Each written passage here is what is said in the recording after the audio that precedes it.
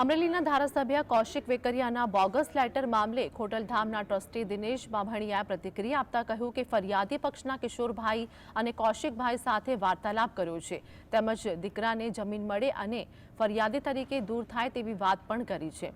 તો ખોડલધામ ટ્રસ્ટ દ્વારા દીકરીને ન્યાય મળે અને જમીન મંજૂર થાય તે અંગે પીડિત સાથે છે ખોડલધામ દીકરીને નામ દૂર થાય તે અંગે પણ ખોડલધામ સાથે છે દીકરી નામ અંગે સમગ્ર ઘટના ઉકેલ આવે તે માટે પણ સાથે છે।